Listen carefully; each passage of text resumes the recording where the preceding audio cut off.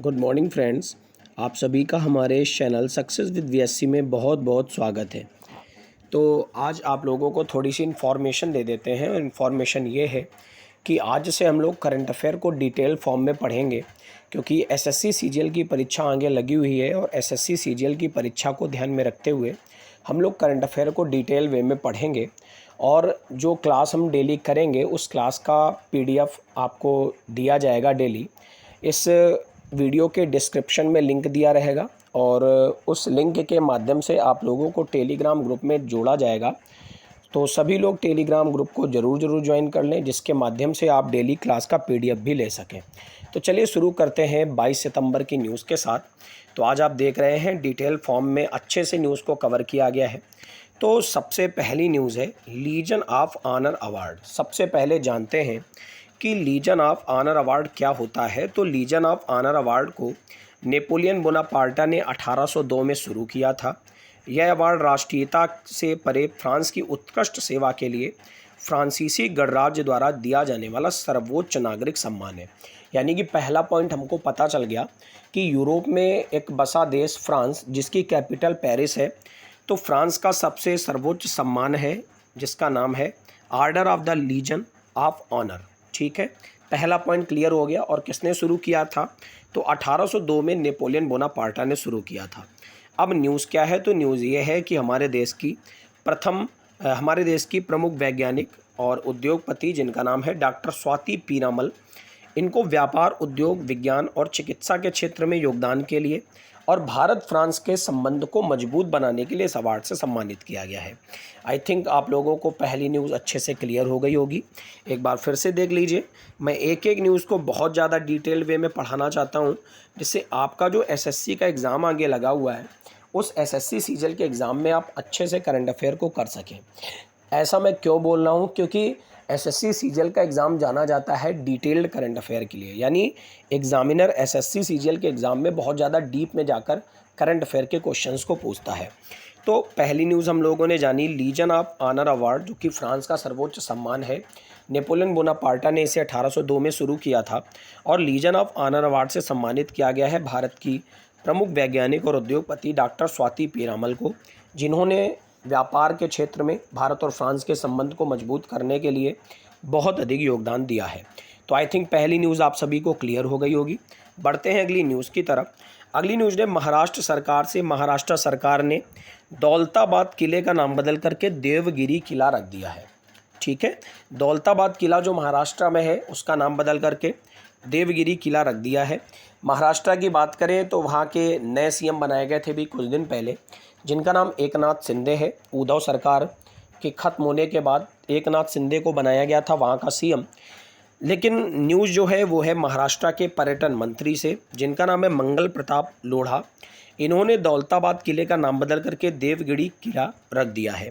अभी कुछ दिन पहले की बात करें तो शायद आपको याद होगा, एकनाथ शिंदे की सरकार ने औरंगाबाद का नाम बदल करके संभाजी नगर और उस्मानाबाद का नाम बदल करके धाराशिव कर दिया था। इसके अलावा नवी मुंबई एयरपोर्ट का नाम बदलकर डीबी पाटिल एयरपोर्ट भी कर दिया गया था। क्या आपको तीनों पॉइंट क्लियर हैं? एक बार फिर से देख लीजिए सारे के सारे पॉइंट अच्छे से। तो न्यूज़ ये है कि वहाँ के जो पर्यटन मंत्री हैं महाराष्ट्र के, जिनका नाम है मंगल प्रताप लोढ़ा, इन्होंने दौलताबाद किले का नाम बदल करके देवगिरी किला कर दिया है। और उसके पहले एकनाथ शिंदे की सरकार ने औरंगाबाद का नाम बदलकर संभाजी नगर और उस्मानाबाद का नाम बदलकर धाराशिव किया था और नवी मुंबई एयरपोर्ट का नाम बदलकर डीबी पाटिल एयरपोर्ट कर दिया था। आई थिंक आपको दूसरी न्यूज़ भी अच्छे से क्लियर हो गई होगी। अगर आपको न्यूज़ नहीं क्लियर हो रही है तो मैं आपसे कहूँगा आप वीडियो को घुमा कर देखिए, एक एक न्यूज़ अच्छे से क्लियर हो जाएगी। अगली न्यूज़ की तरफ बढ़ते हैं। श्रीलंका का सबसे बड़ा ऋणदाता बना है भारत। इसका मतलब क्या है? तो बेटा आपको थोड़ा सा बता दूं कि कुछ दिन से ये न्यूज़ आ रही है कि श्रीलंका में बहुत ज़्यादा संकट चल रहा है, आपातकाल की स्थिति चल रही है। तो भारत ने आर्थिक संकटों का सामना कर रहे श्रीलंका को इस साल सबसे ज़्यादा मदद की है और इसमें भारत द्वारा इस राष्ट्र को 377 मिलियन अमेरिकी डॉलर का ऋण दिया गया है। तो ये इस पॉइंट को याद रखना है, क्योंकि ये पॉइंट बहुत ज़्यादा इंपॉर्टेंट है कि 377 मिलियन अमेरिकी डॉलर का ऋण दिया है भारत ने। और किसने ये बताया है? तो एक वेराइट रिसर्च थिंक टैंक है, इसने बताया है कि भारत इस साल 2022 के अंदर श्रीलंका के लिए सबसे बड़े ऋणदाता के रूप में उभरा है। ठीक है, तो इस पॉइंट को आप पढ़ लीजिएगा। श्रीलंका में कौन है वर्तमान में पीएम, आप लोग कमेंट कॉलम में ज़रूर बताएंगे। बढ़ते हैं हम लोग आगे। अगली न्यूज़ है 2023 में भारत करेगा G20 शिखर सम्मेलन की मेज़बानी, यानी कि आने वाला साल 2023 जिसमें भारत ग्रुप ऑफ 20 मेंबर्स यानी जो 20 देशों का एक संगठन है G20, उसकी मेज़बानी करने जा रहा है। इसकी घोषणा कर दी गई थी बहुत समय पहले और अब इस पर आधिकारिक पुष्टि दे दी गई है। ठीक है, तो केंद्रीय विदेश मंत्रालय की तरफ से इस बात की घोषणा की गई है कि जो भारत है ये अगले साल G20 शिखर सम्मेलन की मेज़बानी करेगा। कौन है केंद्रीय विदेश मंत्री, तो इनका नाम है एस जयशंकर। अब आप लोगों को एक पॉइंट कमेंट कॉलम में करना है, क्योंकि मैंने आपको कल या परसों की क्लास में बताया था कि हमारे देश के विदेश सचिव कौन है। अगर आपको याद है तो आप कमेंट कॉलम में ज़रूर आंसर दें। ठीक है, अगली न्यूज़ की तरफ बढ़ेंगे। अंतर्राष्ट्रीय बधिर सप्ताह 2022। अंतर्राष्ट्रीय बधिर सप्ताह यानी वो लोग जिनको सुनने में दिक्कत होती है, यानी डीफ लोग, जिनको हम एक शब्द में बोलें तो बधिर बोल सकते हैं या बहरे बोल सकते हैं। तो अंतर्राष्ट्रीय बधिर सप्ताह 2022 जिसका वीक रखा गया है 19 से 25 सितंबर के बीच। तो हर साल सितंबर के आखिरी रविवार को समाप्त होने वाले पूरे सप्ताह को बधिरों के अंतर्राष्ट्रीय सप्ताह के रूप में मनाया जाता है, यानी इंटरनेशनल वीक ऑफ डीफ। और इसको इस वर्ष 19 सितंबर से 25 सितंबर 2022 तक मनाया जाएगा। ठीक है, क्या आपको ये पॉइंट क्लियर है? इसको किसके द्वारा मनाया जाता है? तो world federation of the deaf के द्वारा मनाया जाता है। अगली न्यूज़ की तरफ बढ़ते हैं। अंडमान और निकोबार द्वीप समूह भारत का पहला स्वच्छ सुजल प्रदेश बना है। स्वच्छ सुजल प्रदेश का मतलब क्या होता है? तो ये एक ऐसा प्रदेश बना है जहाँ पर सबको स्वच्छ जल भी प्राप्त हुआ है और जहाँ पर ODF फ्री भी बन गया है। ODF का मतलब क्या होता है? ओपन डिफेकेशन फ्री, यानी खुले में शौच से मुक्त। तो अंडमान निकोबार द्वीप समूह भारत का पहला स्वच्छ सुजल प्रदेश बन गया है। पढ़ लेते हैं। तो केंद्रीय जल शक्ति मंत्री गजेंद्र सिंह शेखावत ने अंडमान और निकोबार द्वीप समूह को भारत का पहला स्वच्छ सुजल प्रदेश घोषित किया। ठीक है, इस उपलब्धि के साथ अंडमान निकोबार द्वीप समूह के सभी गांवों को हर जल प्रमाणीकरण प्राप्त हुआ और उन्हें खुले में शौच मुक्त प्लस के रूप में सत्यापित किया गया। ठीक है गाइस, बात करें एक पॉइंट की, जैसे कि ये स्क्रीन में लिखा हुआ है जल शक्ति मंत्रालय। तो याद रखिए ये एक ऐसा मंत्रालय है जो हमारी केंद्र सरकार में नया मंत्रालय शुरू किया गया था। तो जल शक्ति मंत्रालय जिसके मंत्री हैं गजेंद्र सिंह शेखावत। अब आपको एक पॉइंट बताना है कि हमारा जो HRD मिनिस्टर है, जिसका मतलब हुआ करता था मानव संसाधन विकास मंत्रालय, इसका नाम बदल करके वर्तमान में क्या हो गया है और इसके मंत्री कौन हैं। बढ़ते हैं हम लोग आगे। अगली न्यूज़ है मंदिरों और घाटों का शहर वाराणसी, जो कि SCO की पहली पर्यटन और सांस्कृतिक राजधानी बन गया है। तो ये बहुत ही इंपॉर्टेंट न्यूज़ है।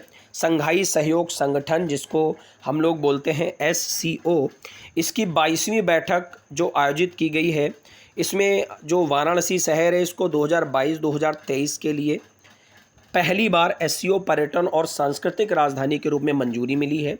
बात करें SCO शिखर सम्मेलन जो कि 15 से 16 सितंबर को उज्बेकिस्तान के शहर समरकंद में आयोजित किया गया। प्रधानमंत्री मोदी जी ने इसका प्रतिनिधित्व किया इस साल। इसमें पर्यटन राजधानी के रूप में नॉमिनेट किया गया है वाराणसी को। ठीक है गाइस, तो ये न्यूज़ आपकी क्लियर है। वाराणसी आप जानते हैं जिसको हम लोग दूध भात की नगरी के नाम से भी जानते हैं, जहाँ पर काशी विश्वनाथ जैसे मंदिर बसे हुए हैं। बढ़ते हैं हम लोग आगे और अगली न्यूज़ बहुत ही दुखद है आप सभी के लिए और पूरे देश के लिए बहुत ही दुखद न्यूज़ है कि हमारे बीच से मशहूर कॉमेडियन, कानपुर की शान कहे जाने वाले, भारत की शान कहे जाने वाले राजू श्रीवास्तव जी का निधन हो गया, जो कि 42 दिनों से एम्स दिल्ली में जंग लड़ रहे थे। उनको 42 दिन पहले जिम में वर्कआउट करने के दौरान गिर गए थे, जिसके बाद से उनको कोमा में जाना पड़ा था और इसके अलावा हार्ट अटैक भी हो गया था, जिसके कारण कल राजू जी की डेथ हो गई है। तो ये देश के लिए बहुत ही दुखद न्यूज़ है कि एक कॉमेडी स्टार को देश ने खो दिया है। तो चलिए हम लोग बढ़ते हैं आगे। अब पढ़ते हैं स्टैटिक जी के पार्ट को, जो कि इस वीडियो का सबसे इंटरेस्टिंग पार्ट है। तो स्टैटिक जी के पार्ट में आज हम लोग लेकर आए हैं कुछ प्रमुख भारतीय लेखक और उनकी पुस्तकें। ये जो पार्ट है ये आपके लिए उत्तर प्रदेश पुलिस की परीक्षा में जो हिंदी का पार्ट आता है उसके लिए भी ज़रूरी है और इसके अलावा हर एक एग्ज़ाम के GS के पार्ट के लिए ज़रूरी है, क्योंकि एग्ज़ाम में ऐसी पुस्तकें पूछ दी जाती हैं जो मैंने इसमें डिस्कस करी हैं। तो चलिए शुरू करते हैं। पहली पुस्तक है पंचतंत्र, जो कि हम लोग बचपन में पढ़ा करते थे। इस पुस्तक के लेखक हैं विष्णु शर्मा। अगली पुस्तक है प्रेम वाटिका, जिसके लेखक हैं रश खान। अगली पुस्तक है मृच्छकटिकम, जिसके लेखक हैं शूद्रक। अगली पुस्तक है कामसूत्र, जिसके लेखक हैं वात्स्यायन। इस वीडियो में मैंने बहुत ही सेलेक्टेड पुस्तकें ली हैं, तो सभी लोग एक एक पुस्तक को अच्छे से लर्न कर लीजिएगा। और हाँ, आज से आपको PDF भी मिल जाएगा, तो उस PDF से घर में अच्छे से लर्न करिए। अगली पुस्तक है दाएं भाग, जिसके लेखक हैं जीमूत वाहन। नेचुरल हिस्ट्री, जिसके लेखक हैं प्लिनी। 10 कुमार चरितम, जिसके लेखक हैं दंडी। फिर है अवंती सुंदरी, जिसके लेखक हैं दंडी। बुद्ध चरितम, जिसके लेखक हैं अश्वघोष। कादम्बरी को बाणभट्ट ने लिखा। अमरकोश अमर सिंह ने लिखी। शाहनामा फिरदौसी ने लिखी। साहित्य लहरी सूरदास ने लिखी। सूरसागर भी सूरदास ने लिखी। हुमायूंनामा गुलबदन बेगम ने लिखी। हुमायूंनामा बहुत बार एग्जाम में हिस्सा बना है, ठीक है। अगला है नीति शतक, इसको भर्तहरि ने लिखा। श्रृंगार शतक भर्तहरि ने लिखा। और वैरण्य शतक, ये भी भर्तहरि ने लिखा। तो ये तो बहुत ही आसान है आपके लिए। 3 प्रकार के शतक आप ऐसे याद कर लीजिए। नीति शतक, श्रृंगार शतक, वैराग्य शतक भर्तहरि ने लिखे। मुद्रा राक्षस विशाख दत्त ने लिखी। अष्टाध्यायी पाणिनि ने लिखी। भागवत गीता वेदव्यास ने। और महाभारत भी वेदव्यास ने, ठीक है। आपको कमेंट कॉलम में कमेंट करके बताना है कि पुराणों में, पुराने समय में महाभारत का पुराना नाम क्या हुआ करता था। मैं देखूंगा किस किस को याद है। आप लोग जरूर कमेंट कॉलम में कमेंट करके बताएं। अब बढ़ते हैं इस वीडियो के सबसे इंटरेस्टिंग पार्ट यानी रिवीजन पर। तो सबसे पहला पॉइंट हम लोगों ने जाना लीजन ऑफ ऑनर अवार्ड, जो कि डॉक्टर स्वाति पीरामल को दिया गया, जिन्होंने भारत और फ्रांस के संबंध को मजबूत किया। फ्रांस का सर्वोच्च सम्मान है। अगली न्यूज़ हम लोगों ने जानी, महाराष्ट्र सरकार ने दौलताबाद किले का नाम बदल करके देवगिरी किला करने की घोषणा कर दी। इसके अलावा पहले ही औरंगाबाद का नाम संभाजी नगर, उस्मानाबाद का नाम धाराशिव रखा गया था और नवी मुंबई एयरपोर्ट का नाम बदलकर DV पाटिल एयरपोर्ट रखा गया था। उसके बाद हम लोगों ने बढ़ा, श्रीलंका बना, भारत बना श्रीलंका के लिए सबसे ज़्यादा योगदान करने वाला देश, जिसने पूरे साल के अंदर 377 मिलियन अमेरिकी डॉलर का सहयोग किया। फिर हम लोगों ने जाना साल 2023 में भारत G20 शिखर सम्मेलन की मेज़बानी करेगा। इसकी घोषणा की गई विदेश मंत्रालय की तरफ से। अगला पॉइंट है अंतर्राष्ट्रीय बहादुर सप्ताह 2022, जो कि 19 से 25 सितंबर के बीच आयोजित किया जा रहा है। ये एक सप्ताह है जो कि world federation of the deep की एक पहल है। फिर हम लोगों ने जाना अंडमान निकोबार द्वीप समूह भारत का पहला स्वच्छ सुजल प्रदेश बना। उसके बाद जाना कि मंदिरों और घाटों का शहर वाराणसी SCO की पहली पर्यटन और सांस्कृतिक राजधानी के रूप में नॉमिनेट किया गया। फिर हम लोगों ने जाना एक दुखद न्यूज़ कि कॉमेडियन राजू श्रीवास्तव जी का निधन हो गया। उसके बाद स्टैटिक जी के पार्ट में हमने प्रमुख भारतीय लेखक और उनकी पुस्तकों को जाना। तो हम लोगों ने जाना पंचतंत्र विष्णु शर्मा की है, प्रेम वाटिका रश खान की है, मृच्छकटिकम शूद्रक, कामसूत्र वात्स्यायन, दाएं भाग जीमूत वाहन, नेचुरल हिस्ट्री प्लिनी, 10 कुमार चरितम और अवंती सुंदरी दंडी, बुद्ध चरितम अश्वघोष, कादम्बरी बाणभट्ट, अमरकोश अमर सिंह, शाहनामा फिरदौसी, साहित्य लहरी सूरदास, सूरसागर सूरदास, हुमायूंनामा गुलबदन बेगम और 3 प्रकार के शतक, जिसमें है नीति शतक, श्रृंगार शतक और वैरण्य शतक। इसके हैं भर्तहरि, मुद्रा राक्षस विशाख दत्त, अष्टाध्यायी पाणिनि, भगवत गीता वेदव्यास और महाभारत वेदव्यास। तो ये थी आज की प्रमुख करंट अफेयर्स।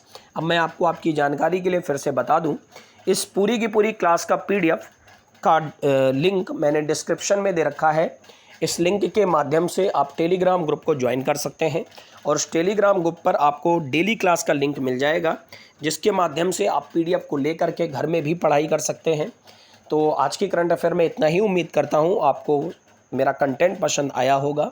अगर आपको वीडियो अच्छा लगा है तो आप डेली इस वीडियो को फॉलो करिए। आपके एग्ज़ाम तक मैं इस वीडियो को लगातार बनाता रहूँगा। SSC एग्ज़ाम में करंट अफेयर में किसी प्रकार की दिक्कत नहीं आएगी। इसके अलावा जो भी करंट अफेयर वाले एग्ज़ाम होते हैं, इसमें आपको किसी प्रकार की दिक्कत नहीं आएगी। तो आज के लिए इस वीडियो में इतना ही। अगर आपको वीडियो पसंद आए तो लाइक करें, सब्सक्राइब करें, दोस्तों के साथ शेयर करें। Thank you everyone, God bless you all.